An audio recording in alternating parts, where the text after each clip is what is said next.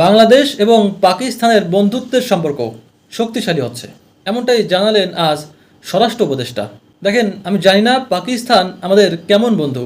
Recently ঢাকার উত্তরায় milestone school and কলেজে যে ঘটনাটা ঘটলো, কত কান্না, কত আহাজারি। এ বিষয় নিয়ে এখন পর্যন্ত পাকিস্তান কোনো ধরনের কোনো দুঃখ প্রকাশ করেছে, কোনো সহায়তা তারা করেছে? আমার জানা মতে এখনো তারা কিছুই করেনি। অথচ দেখেন, ভারত, যে ভারতকে আমরা চিরশত্রু মনে করি, সেই ভারতে কিন্তু সাহায্যের হাত বাড়িয়ে দিয়েছে। কয়েকজন বিশেষজ্ঞ চিকিৎসক, নার্স এবং চিকিৎসা সরঞ্জাম তারা পাঠিয়ে দিয়েছে ঘটনার পরের দিনেই।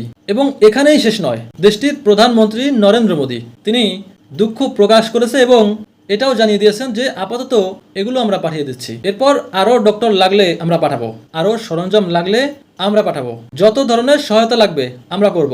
অথচ দেখেন, আমাদের দেশের কিছু লোক দিল্লি না ঢাকা বলে সারাক্ষণ স্লোগান দিতেই থাকি, ভারত বয়কট তো বলতেই থাকি। কই, এখন দিল্লি না ঢাকা বলবেন না?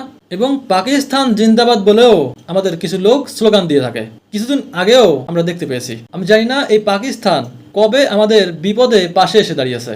একজন প্রতিবেশী হিসেবে প্রতিবেশীর জন্য যা করা দরকার তা একমাত্র ভারতই করে দেখালো। দেখেন, আমরা জানি বর্তমানে আমাদের সঙ্গে ভারতের সম্পর্ক বেশি একটা ভালো নয়, তারপরেও আমাদের বিপদ দেখে ভারত চুপ করে নেই, তারা কিন্তু এগিয়ে এসেছে।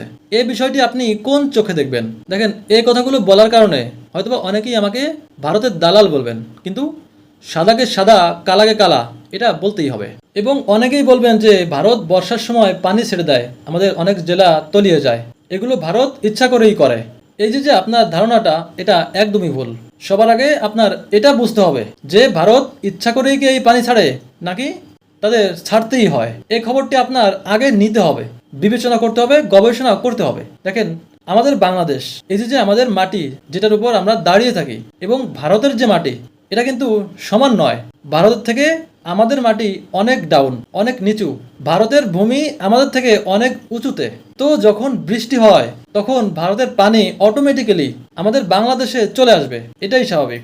এরপর বন্যার সিজনে যখন প্রচন্ড বৃষ্টি হয় তখন ভারতের অনেক ঘরবাড়ি তলিয়ে যাওয়ার আশঙ্কা দেখা যায়, তাদের ওখানে অনেক পানি জমে যায়। ঠিক তখনই বাঁচার জন্য তারা এই পানি ছেড়ে দেয়। এবং শুধুই যে ছেড়ে দেয় এটা নয়, তারা অনেক বিবেচনা করে, অনেক গবেষণা করে, তারা আলোচনা করে যে কতক্ষণ কয়টা গেট খুলতে হবে, এবং সেটার দিকে তারা নজরদারিতে রাখে। আপনারা কি মনে করেন, ভারত ইচ্ছা করলে যে কোনো বছর, যে কোনো সময়ই কিন্তু পুরো বাংলাদেশ তারা তলিয়ে দিতে পারে? তারা ওই পানিটা পুরোপুরি ছাড়ে না, কিছু সময়ের জন্য ছাড়ে, যখন তাদের ওখানে কিছুটা কমে যায় তখনই আবার বন্ধ করে দেয়। তো সবার আগে এটা বুঝতে হবে যে পৃথিবীতে তাদের যে মাটি এবং আমাদের যে মাটি, এটা সমান নয়। দেখেন, ভারতকে দোষারোপ করতে পারতাম যদি তারা বড় কোনো মেশিনের মাধ্যমে পানি তুলে তারপর সেই পানি আমাদের বাংলাদেশে ছেড়ে দিচ্ছে। যদি এমনটা হতো তাহলে তাদেরকে আমরা যা তা বলতে পারতাম, কিন্তু এই পানিটা তো উপর থেকে আসতেছে, এখানে কারোরই হাত নেই। তো ভিডিওটি এখানে শেষ করব, তার আগে